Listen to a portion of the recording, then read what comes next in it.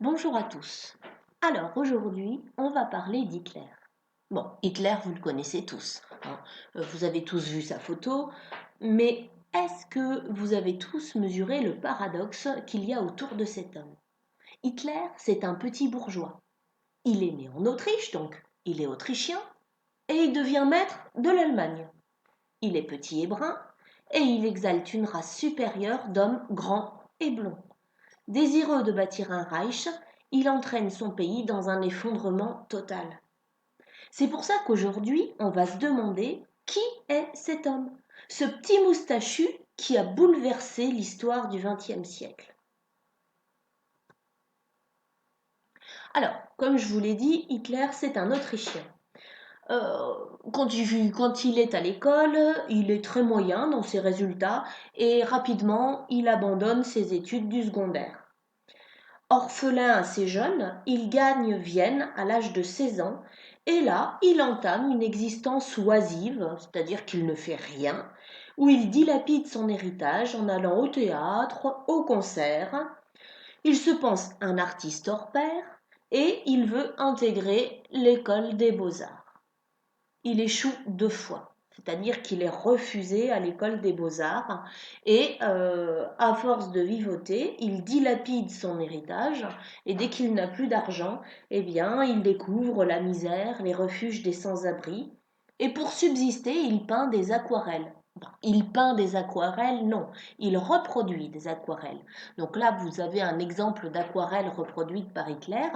Donc c'est un bon peintre dans le sens où il sait reproduire, mais en aucun cas c'est un artiste. C'est-à-dire qu'il est incapable d'avoir un talent créatif. Bref, Hitler vivote, il rumine sa haine et sa rancœur, et il lit beaucoup de livres qui exaltent la nation germanique.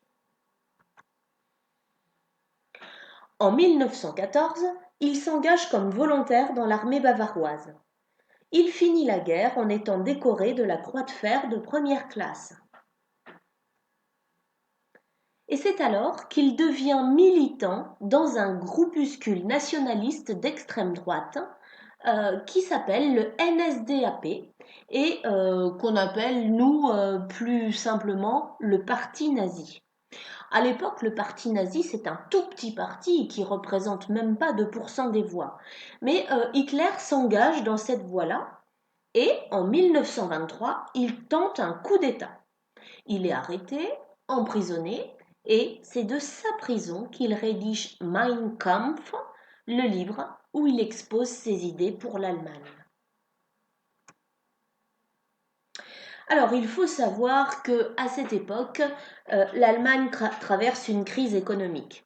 Vous savez, la crise de 29, le krach boursier de 29 dont on a parlé, hein, le jeudi noir aux États-Unis, eh bien, cette crise a gagné l'Europe et elle touche sévèrement l'Allemagne.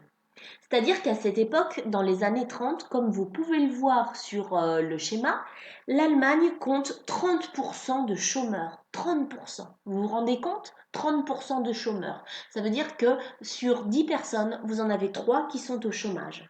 Donc, ce chômage entraîne la misère, entraîne des gens désœuvrés et des gens qui ont en tête le diktat de Versailles.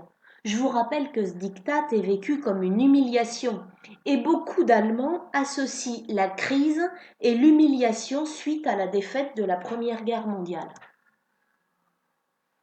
Dans ce contexte, Hitler se fait vite remarquer dans le parti par ses qualités d'orateur.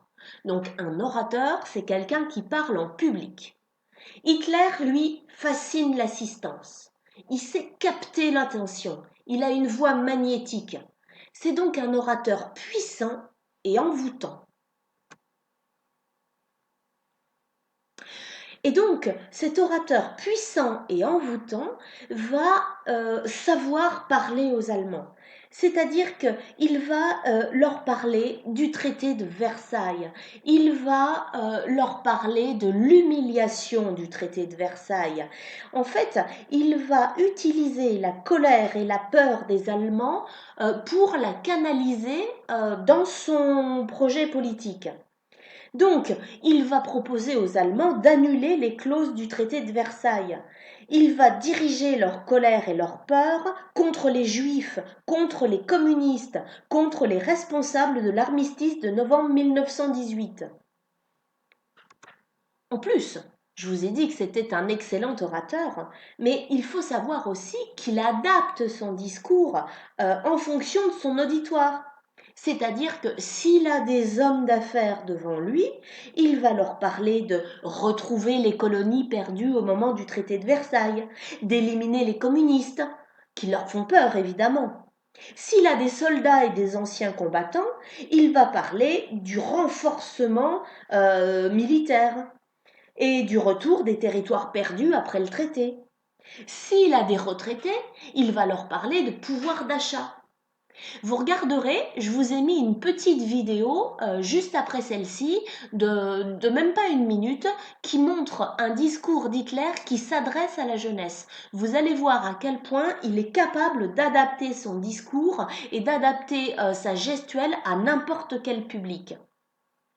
Bref, Hitler parle de la lutte des races et surtout à ce peuple allemand humilié par le traité de Versailles, eh bien il va leur faire valoir qu'ils sont une race supérieure qui doit s'imposer face à tous ses ennemis et qu'il y a une urgence pour créer une grande Allemagne afin que les Allemands dominent le monde et que ça doit se faire très vite avant que l'Allemagne ne soit elle-même éliminée.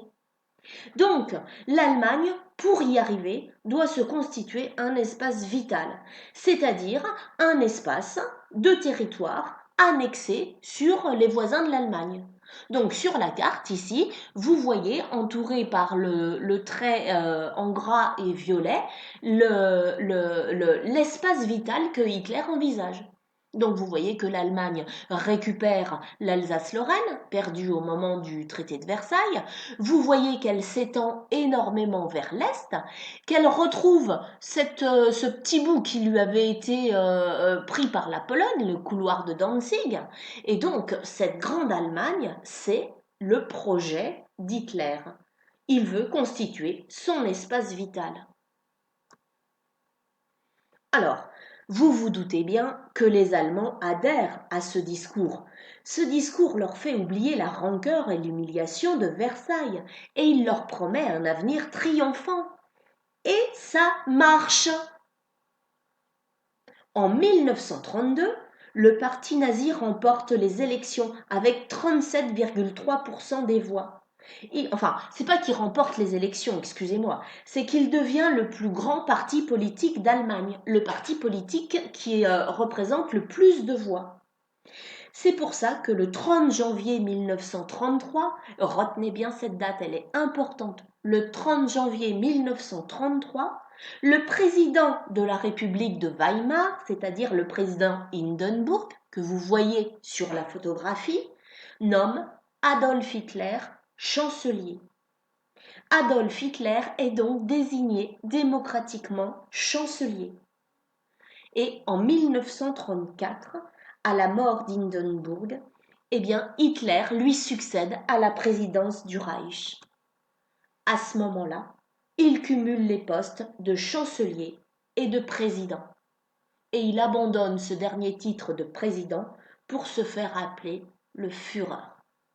Traduction, le guide. Merci pour votre attention.